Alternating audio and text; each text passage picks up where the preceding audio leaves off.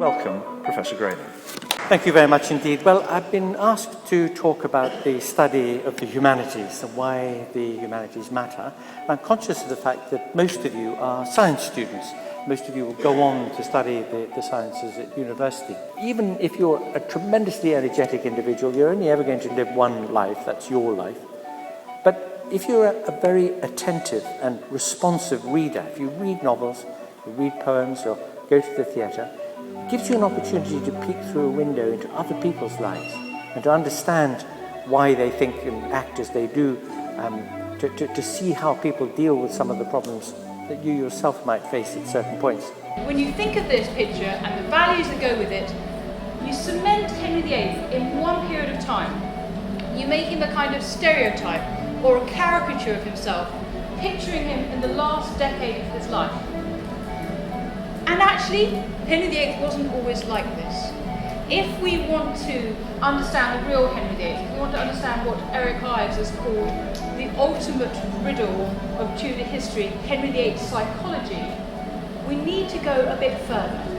And we need to start by looking at Henry VIII when he first came to the throne. That was with a programme called Oedipus Enders, which was about soap opera and Greek tragedy. It turned out that actually there were huge similarities between, I realise your sceptical faces and I acknowledge them, but between soap opera and Greek tragedy.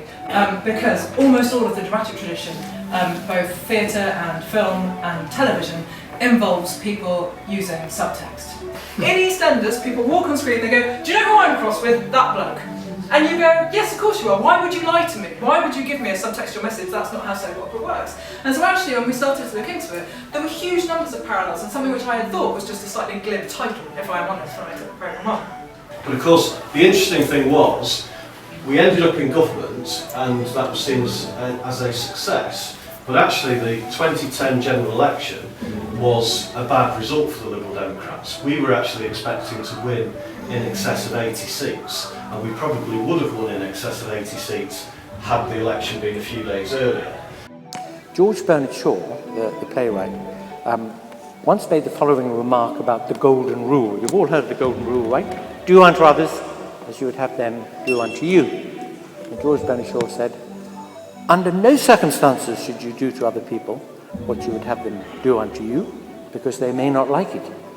And this is a very, very good insight, because it recognizes that other people are different from you. If you make yourself the standard of what other people want and desire, what their interests are, then that's a very narrow conception of what it is to be human.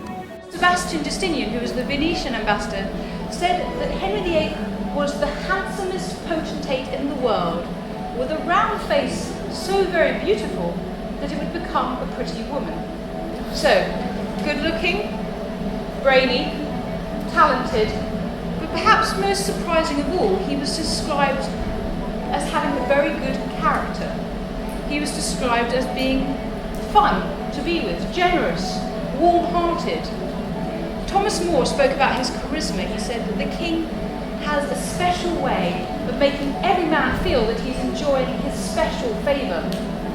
When I spoke to people who wrote on EastEnders, they were quite open about saying, yeah, we particularly like to use Greek tragedy in order to get our story ideas, because, you know, we have to come up with, 2 hours a week, an hour and a half a week? So they need to come up with a lot of stuff, and Greek tragedy was often where they went. And I asked them what their best play was for it, and they said the Aristide, the Agamemnon, the Coiphoroi, and the Humanities, because intergenerational conflict is perfect for that kind of thing, because it keeps generating more and more conflict. And I said, oh, okay, so when you've got quite a boring kind of story, do you then go to back to your library of Penguin classics? And they said, yeah, we Greek it up. Seriously? Yeah, we Greek it up. Both parties have very much put their eggs in one basket in terms of trying to turn the economy around. If the economy goes backwards rather than forwards, there is a real danger, not just for Liberal Democrats, but for the Conservatives as well. Most of the jobs that you do, that you will do in the future, are jobs that haven't even been invented yet, aren't even names for them yet. And that's because we live in such a rapidly changing world. And that means that people have to be nimble. They've got to be able to change, to accept new demands, new challenges. They've got to have the one piece of equipment that will be useful to them no matter what the new world is like and how fast the world changes. And that is an ability to think. And the humanities demand of people, again, if they're attentive, if they're responsive, if they accept the invitation to be thinkers about these things. Par excellence, the humanities are an invitation to be the kind of generalist who is very good at thinking about things. This is what happens to Henry VIII.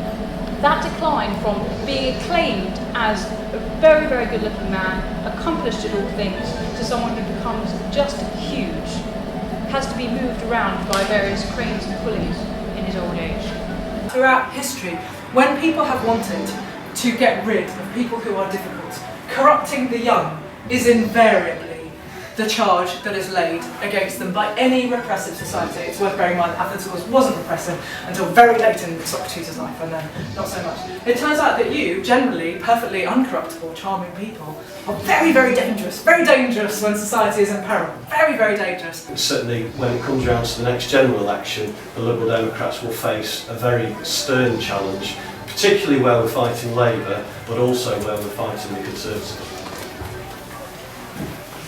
Questions?